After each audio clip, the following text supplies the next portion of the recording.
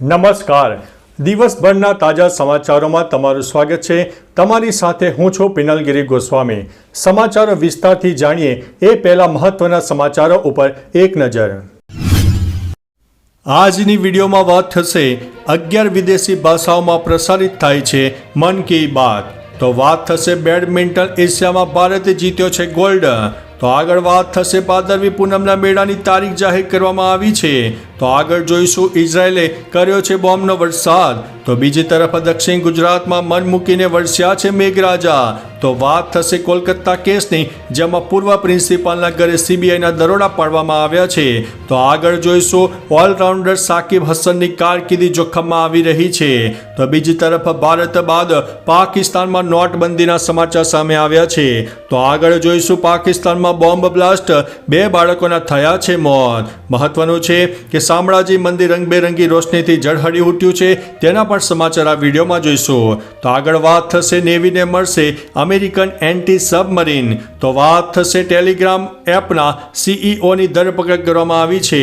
ત્યારે મહત્વનું છે કે હવે શું પીએમ મોદી પાકિસ્તાન જશે કે નહીં? હવે મિત્રો સમાચારો વિસ્તારથી જાણીએ. પાકિસ્તાન ઓક્ટોબરમાં કાઉન્સિલ ઓફ હેડ્સ ઓફ ગવર્મેન્ટની બેઠકનું આયોજન કરવા જઈ રહ્યું છે. આ બેઠકમાં હાજરી આપવા માટે પીએમ મોદીને આમંત્રણ આપવામાં આવ્યું છે. પીએમ સિવાય શાંઘાઈ કોઓપરેશન ઓર્ગેનાઇઝેશનના અન્ય નેતાઓને પણ આમંત્રણ આપવામાં આવ્યું છે. પાકિસ્તાનના આ આમંત્રણ પર ભારત સરકારે હજુ સુધી કોઈ નિર્ણય લીધો નથી. આ બેઠકમાં ભારતનું પ્રતિનિધિત્વ કરવા કોને મોકલવામાં આવે છે તે હવે જોવું રસપ્રદ રહેશે. મિત્રો, અન્ય મહત્વના સમાચારની વાત કરીએ તો ટેલિગ્રામ એપના સીઈઓની ધરપકડ કરવામાં આવી છે. ટેલિગ્રામ મેસેજિંગ એપના સ્થાપક અને સીઈઓ પાવેલ દુરોવની શનિવારે સાંજે પેરિસની બહાર બોર્ગેટ એરપોર્ટ પર ધરપકડ કરવામાં આવી હતી. દુરોવ પોતાના પ્રાઇવેટ જેટમાં મુસાફરી કરી રહ્યો હતો. દરમિયાન પોલીસ તપાસના ભાગરૂપે ધરપકડ વોરંટ દ્વારા તેમની ધરપકડ કરવામાં આવી છે. પોલીસના જણાવ્યા અનુસાર મધ્યસ્થીઓના અભાવને કારણે ટેલિગ્રામ પર ગુનાહિત પ્રવૃત્તિઓને અવરોધ વિના ચાલુ રાખવાની મંજૂરી આપવામાં આવી રહી છે. મિત્રો, અન્ય મહત્વના સમાચારની વાત કરીએ તો નેવીને મળશે અમેરિકન એન્ટી સબમરીન. અમેરિકાએ ભારતને સબમરીન અને શોધક એન્ટી સબમરીન વોરફોર સોનોબુયના વેચાણને મંજૂરી આપી છે. આ સોનોબુયના માધ્યમથી દરિયાની નીચે કે તેની ઉપર ફરતા કોઈ પણ જહાજ કે સબમરીનને શોધી કાઢવામાં આવશે અને તેની સ્થિતિ, સ્થાન અને હિલચાલ અંગેની માહિતી ઉપલબ્ધ થશે. આ એન્ટી સબમરીન મળવાથી ભારતની દરિયાઈ શક્તિ અનેક ગણી વધી જશે. તેનાથી ચીન અને પાકિસ્તાન જેવા દુશ્મન દેશોની સબમરીન સરળતાથી શોધી શકાશે. મિત્રો, અન્ય મહત્વના સમાચારની વાત કરીએ તો શામળાજી મંદિર રંગબેરંગી રોશનીથી ઝળહળી ઉઠ્યું છે. પ્રસિદ્ધ યાત્રાધામ શામળાજી મંદિર સુંદર રોશનીથી ઝળહળી ઉઠ્યું છે. શામળાજી ખાતે યોજવામાં આવેલો લાઇટ શો માટે આકર્ષણનું કેન્દ્ર બન્યો હતો. જન્માષ્ટમીને લઈને ઉત્સાહનો માહોલ અને રોશની અને લાઇટો શોથી મંદિર પરિસર ઝગમગી ઉઠ્યું હતું. કલરફુલ ભગવાનના સ્વરૂપના મંદિર પર અદ્ભુત દર્શનનો નજારો પણ જોવા મળ્યો હતો. મિત્રો, અન્ય મહત્વના સમાચારની વાત કરીએ તો પાકિસ્તાનમાં બોમ્બ બ્લાસ્ટ, 2 બાળકોના થયા છે મોત. બોમ્બ બ્લાસ્ટથી દક્ષિણ પશ્ચિમ પાકિસ્તાનમાં અરાજકતા સર્જાઈ છે.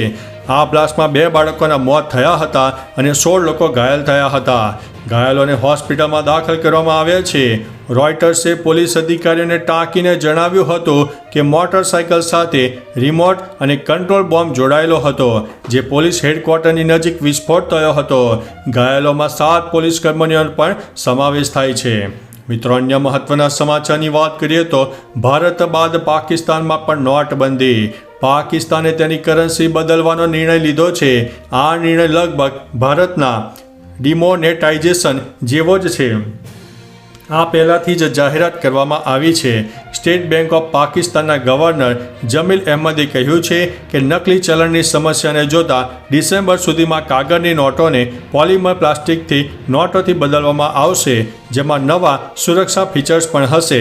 10થી લઈને 5,000 રૂપિયાની નવી નોટો બહાર પાડવામાં આવનાર છે. મિત્રો, અન્ય મહત્વના સમાચારની વાત કરીએ તો ઓલરાઉન્ડર શકીબ હસનની કારકિર્દી જોખમમાં. બાંગ્લાદેશ ક્રિકેટ બોર્ડના પ્રમુખ ફારૂક અહેમદે શાકિલ અલ હસન વિરુદ્ધ મર્ડર કેસ પર મોટું નિવેદન આપ્યું છે. તેણે કહ્યું છે કે રાવલપિંડી ટેસ્ટ સાકિબના ભવિષ્ય અંગે નિર્ણય લેવામાં આવશે. ફારૂકે કહ્યું છે કે તેમને હજુ સુધી લીગલ નોટિસ મળી નથી. મેચ પૂરી થયા બાદ અમે બેસીને નિર્ણય લઈશું. ગુરુવારે ટેક્સટાઇલ ફેક્ટરીના કર્મચારી રૂબેલના પિતા રફીફુલ ઇસ્લામે સાકિબ વિરુદ્ધ હત્યાનો કેસ દાખલ કર્યો હતો. મિત્રો, અન્ય મહત્વના સમાચારની વાત કરીએ તો કોલકાતા કેસમાં પૂર્વ પ્રિન્સિપાલના ઘરે સીબીઆઈના દરોડા. કોલકાતા રેપ અને મર્ડર કેસની તપાસ કરી રહેલી સીબીઆઈ ટીમ ગઈકાલે આરજી મેડિકલ કોલેજના પૂર્વ પ્રિન્સિપાલ સંદીપ ઘોષના ઘરે પહોંચી હતી. નાણાકીય ગેરરીતિના કેસમાં સીબીઆઈની એન્ટ્રી કરપ્શન બ્રાન્ચ કોલકાતામાં ઘોષના ઘર સહિત 15 સ્થળો પર સર્ચ કરી રહી હતી. સીબીઆઈ નાણાકીય ગેરરીતિના કેસમાં શનિવારે સંદીપ ઘોષ વિરુદ્ધ એફઆઈઆર નોંધી હતી. ઘોષ પર કોલેજના તેમના કાર્યકાળમાં નાણાકીય અનિયમિતતાનો આરોપ છે. મિત્રો, અન્ય મહત્વના સમાચારની વાત કરીએ તો દક્ષિણ ગુજરાતમાં મન મૂકીને વરસ્યા છે મેઘરાજા. દક્ષિણ ગુજરાતને મેઘરાજાએ ગમરોડ્યું હોય તેવી પરિસ્થિતિનું નિર્માણ થયું છે. વાપીમાં 13 ઇંચ વરસાદ ખાબકતા ચારે તરફ પાણી ભરાઈ ગયા હતા. વલસાડની ઔરંગા નદીએ ભયજનક સપાટી વટાવતા વલસાડના વહીવટી તંત્રએ વલસાડના કાશ્મીર નગર વિસ્તારમાંથી 150થી વધુ લોકોનું સ્થળાંતર કરવામાં આવ્યું હતું. આ ઉપરાંત નવસારીમાં ધોધમાર વરસાદ પણ પડ્યો હતો. મિત્રો, અન્ય મહત્વના સમાચારની વાત કરીએ તો ઇઝરાયેલે કર્યો છે બોમ્બનો વરસાદ. ઇઝરાયેલે લેબનોનમાં 100થી વધુ હિઝબુલ્લાના ટાર્ગેટ પર હુમલો કર્યો છે. લેબનોનના હવાઈ હુમલા બાદ ઇઝરાયેલ ગુસ્સે છે. દક્ષિણ લેબનોનના રહેવાસીઓને અરબીમાં ચેતવણી આપતા ઇઝરાયેલની સેનાએ કહ્યું છે કે અમે તમારા ઘરની નજીક ઇઝરાયેલના વિસ્તારમાં મોટા પાયે હુમલા કરવાની હિઝબુલ્લાની તૈયારીઓ પર નજર રાખી રહ્યા છે. તમે જોખમમાં છો. અમે હિઝબુલ્લા દ્વારા ઊભા કરવામાં આવેલા જોખમો પર હુમલા કરી રહ્યા છે. મિત્રો, અન્ય મહત્વના સમાચારની વાત કરીએ તો ભાદરવી પૂનમના મેળાની તારીખ જાહેર કરવામાં આવી છે. યાત્રાધામ અંબાજી ખાતે યોજાતા ભાદરવી પૂનમના મેળાની તારીખ જાહેર થઈ છે. બનાસકાંઠાના અંબાજીમાં 12 સપ્ટેમ્બરથી ભાદરવી પૂનમનો મેળો શરૂ થશે. મેળાને લઈને આરોગ્ય પ્રધાનની અધ્યક્ષતામાં એક બેઠક મળી હતી. આ બેઠકમાં વિવિધ મુદ્દે ચર્ચા કરવામાં આવી હતી, જેમાં પગપાળા ચાલીને આવતા શ્રદ્ધાળુઓને મુશ્કેલી ન પડે, હાઈવે પર સુરક્ષા, રસ્તા પર ભરાતા પાણીના સહિતના મુદ્દાઓ પર તેની ચર્ચાઓ કરવામાં આવી હતી. મિત્રો, અન્ય મહત્વના સમાચારની વાત કરીએ તો બેડમિન્ટન એશિયામાં ભારતે ગોલ્ડ જીત્યો છે. ભારતની ટોચની જુનિયર શટલર તન્વીએ બેડમિન્ટન એશિયા અંડર-17 અને અંડર-15 જુનિયર ચેમ્પિયનશિપમાં ગોલ્ડ મેડલ જીત્યો છે. તન્વીએ ફાઇનલમાં બીજા ક્રમાંકિત વિયેતનામની ન્યૂગેનથી થ્યુ હેજનને હરાવ્યો હતો.